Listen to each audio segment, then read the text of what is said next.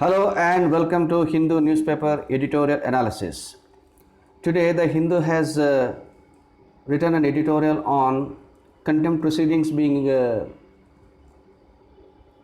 sought to be initiated against Tamil superhero one Mr. Surya for making an observation on a High Court judgment on the recent examination, NEET examination.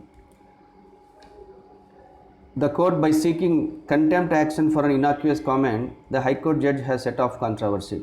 Even before we could forget the unpleasant contempt proceedings against Prashant Bhushan in the Supreme Court, one Madras judge, Justice S.M. Subramanian, had written to the Chief Justice seeking his permission to initiate contempt proceedings against cinema star Surya. Surya recently made a comment about the High Court asking NEET examination, National Eligibility Cum Entrance Test for medical courses, to be conducted. Even at a time when several students were committing suicides out of fear of failure. Surya said that a court that dispenses justice through video conferencing out of fear of the coronavirus is ordering students to write an exam without fear. The Justice Subramanian claims that the actor had questioned the integrity and development of judges, integrity and devotion of judges, and that such a remark, if punished, would undermine public trust in the judiciary. It's only petulant resort to contempt of law without necessary cause that would make the layman lose trust in courts. No reasonable person who reads Mr. Surya's statement would construe it as contempt of court, as it does nothing more than state an obvious fact. While the pandemic has resulted in virtual hearings, the court has allowed an examination involving 1.5 million students. So apparently, on the face of it, the statement purported to have been uttered by cinema star Surya doesn't amount to have any contempt leanings against the court. But the judges has taken a very harsh recourse to it and wanted to read. As pointed out by 6 former judges of the High Court in a letter to the Chief Justice asking him not to act on Justice Subramanian's letter, the judge's construction of the actor's comment is off the mark. Of course, 6 of the High Court judges of Madras High Court has written to the Chief Justice not to act on the request of Justice Subramanian's letter seeking contempt against Surya. But no one would believe that the actor had interfered with any judicial proceedings through his comment, or that it hindered the administration of justice in any way. So normally contempt proceedings would be initiated when any person interferes with the administration of justice, because upholding the ministry of justice is paramount importance to lawmen and laymen. So if anyone interferes with the administration of justice, or if he had interfered with any judicial proceeding through his comments, then in such circumstances only the contempt proceedings have to be invoked. But in the case of Surya, nothing of that sort had happened. Judge should show unbelievable alacrity in shooting off a letter to the Chief Justice within hours of the actor's statement being aired on television. Evidences an alarming level of intolerance towards criticism and monarchical understanding of how courts ought to deal with public opinion. The Hindu newspaper editorially observes that judges are becoming really intolerable towards public comments. Even recently, the Supreme Court Chief Justice S.A. Bobde and second in command, second senior most judge, Mr. N.V. Ramana, both of them also aired while releasing a book written by the recently retired Supreme Court Justice R. Bhanumati. On that occasion, both Mr. Justice N.V. Ramana and Chief Justice S.A. Bobde aired the similar kind of views that the social media has become a big threat for the real independence of the judiciary, because the social media posts are sometimes threatening to shatter the foundations of the edifice of judiciary. So such concerns are being heard of late with much frequency. It doesn't augur well for the democracy. However, coming back to the Madras situation, the actor who also runs a voluntary organization dedicated to increasing access to education for underprivileged children has commented in the past too on matters related to education. So Surya has got what we call a social service arm also, which is into education and which is providing opportunities for the underprivileged to have access to education. So therefore his comment that at a time when students are committing suicides out of fear of facing the NEET examination, the High Court ordering 1.5 million students to take the examination, when at a time when the judges themselves are afraid of coronavirus and holding virtual courts, is not anything that requires contempt proceedings to be initiated.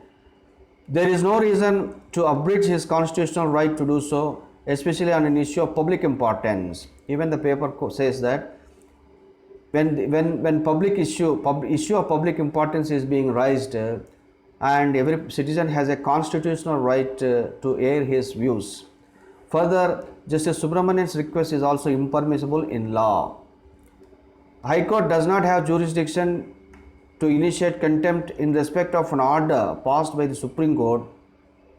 High Court has no jurisdiction to institute contempt in respect of an order passed by the Supreme Court, going by the Apex Court's verdict in Vidusha Oberoi 2017.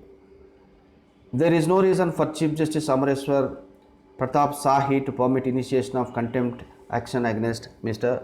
Surya. So the judges of the higher judiciary need to need to maintain restraint and need to exercise restraint in invoking contempt proceedings. Even the Superior Court also had invoked Articles 129 and 142, which gives us the complete justice to invoke contempt proceedings against senior advocate Prashant Bhushan, who was fined 1 rupee, and of course he has recently paid the 1 rupee, and he is now seeking a review in that case. But contempt of courts need to be what cannot be invoked on each and every kind of accusation or every kind of harsh statements and sentiments expressed by citizens, because citizens have got a constitutional right to express their dissent in this court, okay, in this country. And the second editorial is about Venus planet. See, recently a biomarker of existence of phosphine has been found in Venus, raising hopes that there could be existence of extraterrestrial life in the outer planet. So it is a very interesting and a very important article. Let us read it through. Venus, the hottest planet in the solar system, has not enjoyed as much recent attention as Mars as far as space missions are concerned. With surface temperatures of about 460 degrees Celsius that can melt even a metal like lead, and a heavy atmosphere of carbon dioxide, the planet was considered a hostile to life. So till now, Venus has been considered as hostile to life because of the high temperatures, because of non-existence of substances that require the human organisms to thrive in an atmosphere. This, despite its being similar in size to the Earth. So Venus is similar in size to Earth, and it is rocky, so much so that it's often called Earth's sister planet. So Venus is compared, or Venus is called as Earth's sister planet. So what is the sister planet of Earth? Venus is the sister planet of Earth. There was some excitement when the European Space Agency mission Venus Express found signs of ozone made of 3 oxygen atoms and considered a biomarker. So when European Space Agency Venus Express found signs of ozone made of 3 oxygen atoms considered a biomarker in the upper atmosphere of Venus in 2011. So in 2011, Venus Express found presence of oxygen atoms, 3 oxygen atoms, and considered a biomarker, and signs of ozone were also there. So that has given hope for the other explorers to find the possibility of remnants of extra life or the possibilities of life in the Venus planet. Recent discovery of traces of phosphine. Phosphine, it's another biomarker. Phosphine in its atmosphere has just given the search for extraterrestrial life a shot in the arm. So this is a very big development as such, because Venus till now thought that no, there could be no possibility of human existence or no possibility of possibility of having the human life existed there. But with the discovery of phosphine in an atmosphere just given, it is a shot in arm for the extraterrestrial life hypothesis for the scientists. Phosphine, a compound of one phosphorus atom and 3 hydrogen atoms. So phosphine consists of one phosphorus atom and 3 hydrogen atoms, is given out by some microbes during biochemical processes. In an atmosphere rich in carbon dioxide, it's likely to get destroyed soon. However, researchers estimate that phosphine forms about 20 parts per billion of Venus atmosphere. So phosphine forms about 20 parts per billion of Venus atmosphere. It is an interesting fact to be noted. 20 parts per billion of Venus atmosphere. This fact, when added to the hostile conditions on its surface, yields tantalizing possibilities of phosphine survival through extraordinary chemistry and thermodynamics, or the stubborn triumph of biology and life. So it augurs well for the scientists to probe much deeper into the Venus planet to find the possibilities of existence of conditions favorable to human life. This finding was the result of years of careful study by a team of international astronomers led by Jane S. Greaves of Cardiff University, and was announced in a paper published in Nature Astronomy. Professor Greaves first identified phosphine in Venus atmosphere in 2017. So Greaves first identified phosphine in Venus atmosphere in 2017 using the James Clerk Maxwell telescope in Hawaii. He has used James Clerk Maxwell telescope, which is located in Hawaii. Further study and precise observations using the Atacama Large Millimeter or Submillimeter Array Facility in Chile confirmed the suspicions of the researchers in 2019. So there is one telescope at Hawaii, which is called James Clerk Maxwell, and another facility at Atacama Large Millimeter and Submillimeter Array Facility in Chile. So by using these two things, Greaves had confirmed the suspicions of the researchers in 2019, that's last year.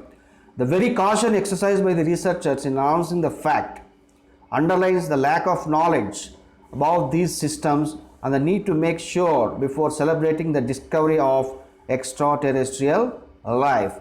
So before we jump into celebrating extraterrestrial life, a lot of caution need to be exercised by the scientists to further probe and have got indisputable facts about existence of life on the Venus planet. This can now only be taken further by making in situ measurements on the atmosphere of Venus. So it calls for taking out the measurements in the Venus itself about the atmosphere prevailing there in Venus. This poses its own challenges. So the measurement of atmosphere of Venus poses its own challenges. What are they? Apart from high surface temperature and dense atmosphere. So in Venus one can find high surface temperature and dense atmosphere. The presence of sulfuric acid in the atmosphere of Venus makes it a highly corrosive environment. So the presence of sulfuric acid in the Venus atmosphere makes it very hostile and highly corrosive environment. Perhaps flying at a height, sending down drones or balloons would be more feasible than a landing. So this editorial suggests that instead of directly landing at Venus, because of the hostile atmosphere there, because of the presence of sulfuric acid, it is better that the space vehicles could be flying at a height and do the research or exploration, or sending down drones or balloons would be more feasible than a landing. So it is suggesting that instead of landing, using of drones or balloons could be a better idea. Missions to Venus have been planned by NASA and ISRO. Missions to Venus have been planned by NASA and ISRO also. While NASA is slated for launch next year, ISRO is looking at 2023 right now. So ISRO is also looking a Venus expedition in 2023. As is not uncommon in space missions, a spate of collaborations may well improve chances of efficiently probing the dense atmosphere of the planetary neighbor. So it is better to forge collaborations and cooperations with countries and organizations which are into finding life in Venus. So that would augur well for the expeditions or the mission Venuses, to take off. Thank you. Then, of course, here is a very interesting article drawing parallels from Mahabharata to the Indian foreign policy, and how Mahabharata makes Indian foreign envoys to better negotiate, keeping the strategic interests of the country, particularly at a time when we are in an atmosphere of hostilities coming from both neighbors. Lessons from an immortal conversation. Today, as India confronts some of its biggest strategic challenges, there are deep insights that the Mahabharata can offer. Mahabharata, the epic, can offer. So, on the strategic challenges, so Western thinkers or Western writers have of the opinion that Indian thinkers or Indian strategists do not have the culture of strategic thinking. A Eurocentric belief is that India and Indians had only episodically written about strategic issues, and there was no real culture of strategic thinking in India. So Europeans are of the opinion that in India there is no culture of strategic thinking. American think tank RAND's vice president George K. Tunham had put this starkly in his 1992 paper, Indian Strategic Thought, an interpretative essay commissioned by the US Undersecretary for Defense, in which he argued that the Indian elite had not systematically or coherently thought about national security. So even the US strategic thinker also says that Indian elite had not systematically or coherently thought about national security.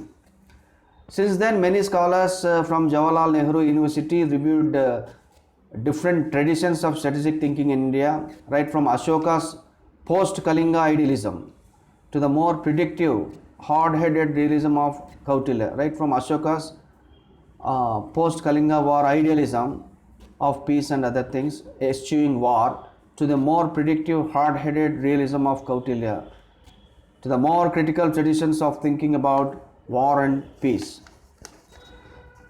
The author says that fortunately we also have now the benefit of External Affairs Minister S. Jaisankar's book. Of course, he is also an alumni of Jawaharlal Nehru University. He wrote a book on the India Way, Strategies for an Uncertain World. The India Way, Strategies for an Uncertain World, which recognizes the importance of Mahabharata in a deeply perceptive character. Krishna's Choice, The Strategic Culture of a Rising Power, a must-read for all students of foreign policy. That's what the author suggests. Earlier, we had the inspiring account of Amruta Narlikar and Aruna Narlikar bargaining with a rising India, lessons from the Mahabharata. This also a reference is given by the author. So, foreign policy students must pick up this book called Krishna's Choice, The Strategic Culture of Rising Power. Even today, in contrast to the industry of researchers who devote themselves to studying Chinese strategic culture, the interest in India's thinking is still limited. See, the author observes that there are several research scholars pursuing research in our Indian universities and even our focused institutes of policy, where they are studying only the Chinese strategic culture, but they are not showing any interest in the Indian thinking. Indian thinking is still limited. This must change, not in a nativist or revivalist fashion or by necessarily emphasizing India's exceptionalism, but to understand India's strategic culture acts as an important intervening variable between power, interest, and material capabilities. So, India's strategic culture acts as an important intervening variable between what? Power, interest, and material capabilities on the one hand, and the higher purpose of statecraft on the other. Higher purpose of the statecraft on the other. Today, India confronts some of its biggest strategic challenges. There are deep insights that the Mahabharata offers us, including from the immortal dialogue between Krishna and Arjuna. Krishna is a riddle, a paradox, if anything. He appears to be a devious diplomat, an enigma. In reality, Krishna, even in his mortal form, is the ultimate strategic visionary, a political genius who believes in upholding Dharma almost at any cost. What does Dharma mean, particularly in terms of strategic vision? So, this is an important question. Even in mains also, students can what we call take notes about this. So, Dharma, what does Dharma mean, particularly in terms of strategic vision? So, strategic vision and Dharma. Even ethics paper also this could be asked.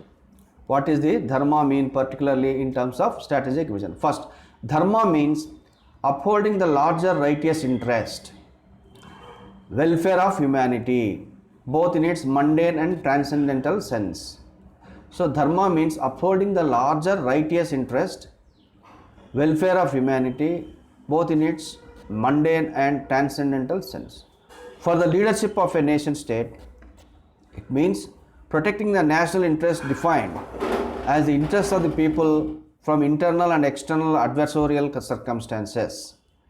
So, what Dharma means for leadership of a nation state is, that it means protecting national interest defined as the interest of people from internal and external adversarial circumstances. Second, Dharma means action, not passivity. Acting without material incentives, without regard for narrowly defined gains from that action. Acting decisively while recognizing, however, that the war for upholding Dharma will almost necessarily always cause collateral damage, both in terms of a strict adherence to principles as well as possibly unrestrained violence. So, acting decisively while recognizing, however, war for upholding Dharma will almost necessarily always cause collateral damage, both in terms of strict adherence to principles as well as possible unrestrained violence. Finally, Dharma requires acting independently, without attachment, without fear, without external pressure. In sum, Dharma in foreign policy can only be sustained to the doctrine of strategic autonomy. So, please mark these lines which the author writes here. Dharma in foreign policy can only be sustained to the doctrine of strategic autonomy. So, strategic autonomy doctrine alone would help the foreign policy to sustain through.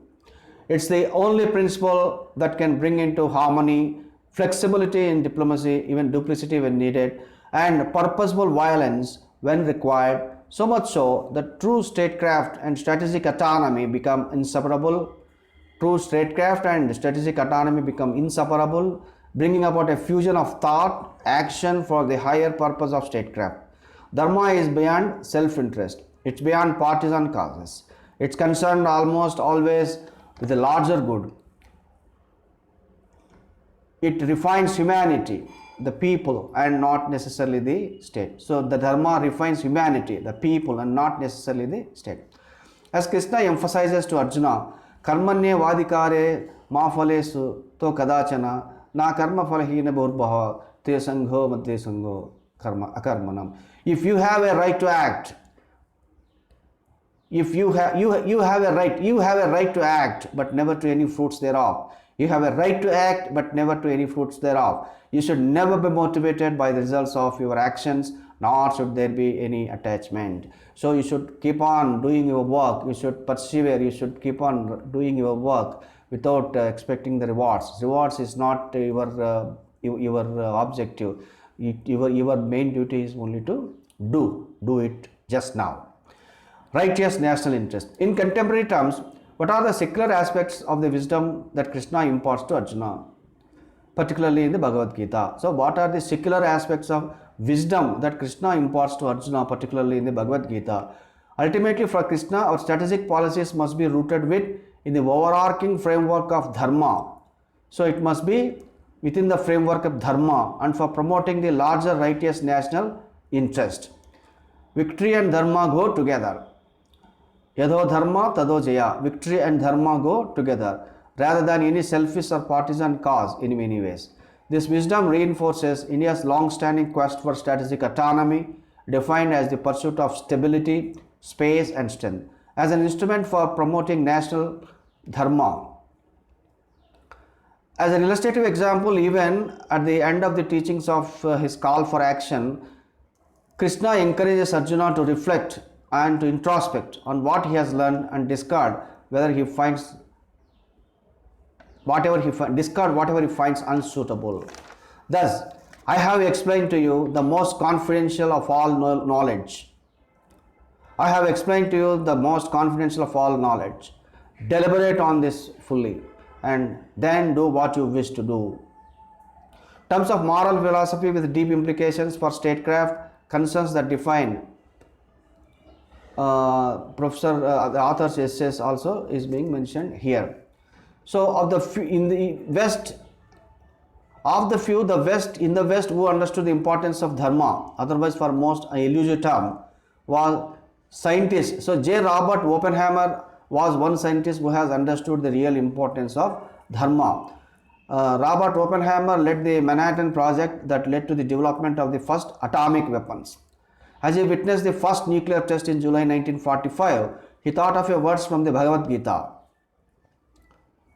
which says that if the radiance of the 1,000 suns were to burst at once into the sky, that would be like the splendor of the mighty one. Not surprisingly, he supported the development of nuclear weapons against fascism, but opposed the protection of a thermonuclear hydrogen bomb during the Cold War. This, he believed, was the difference between dharma and adharma, and it is a distinction that the Indian leadership must reflect upon and comprehend in its fullest and most inclusive sense. So, our Indian effect, Mahabharata, it has got great relevance to our Indian foreign policy, particularly at a time when India is facing biggest strategic challenges. So, it's very important lead article and also a good read. Then another article talks about impediments to equal productivity and dignity. So, this is written by Supreme Court Judicial Law Clerk, who says that he is of course visually blind, who says that the visually blind are not having equal opportunity to use SCC online, that is Supreme Court cases online. It is a database of all the Supreme Court judgments, and it has got such facilities and other things, but a visually challenged person cannot use all the facilities. And when he tweeted about his anguish about not allowing certain links open for visually challenged persons, the responses were not encouraging. So therefore he thought that the equal opportunity must be given to disabled professions. Doing right by disabled professions is still considered more a favor than as affording them the right to full inclusion. So disabled person have got a right to full inclusion. That is what the author argues. So he also quotes Supreme Court which held last year in V. Surendra Mohan versus State of Tamil Nadu, that Tamil Nadu's policy of reserving post of civil judge only for people whose percentage of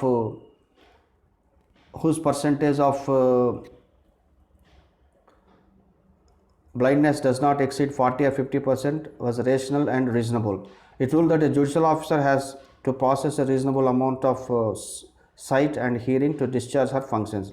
It accused the claim that impaired vision makes it impossible to perform the functions required as judicial officer. The fallacy in this line of thinking starts with the wrong premise. That's what author says.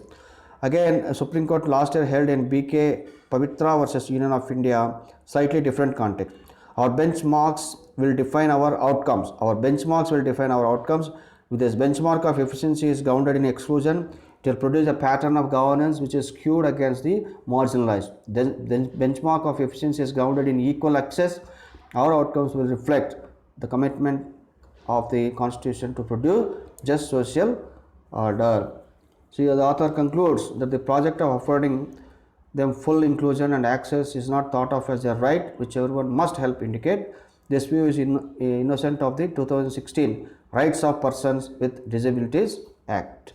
Section 46 of the Act requires all service providers, public or private, to comply with the rules on accessibility framed by the central government within a period of 2 years from the date of their promulgation. This 2-year period expired in June 2019. Until each of us is firmly committed to the idea of implementing the two fundamental changes sketched above, we will continue to live in an environment in which, even as we sing praises to the disabled who achieve success despite the obstacles placed on their path, we do not pause to reflect on what is it that matters it so hard for them to succeed in the first place, and what we can do to reward this state of affair. So the rights of equal access by the disabled professionals is talked in this article. It's a good article. Thank you.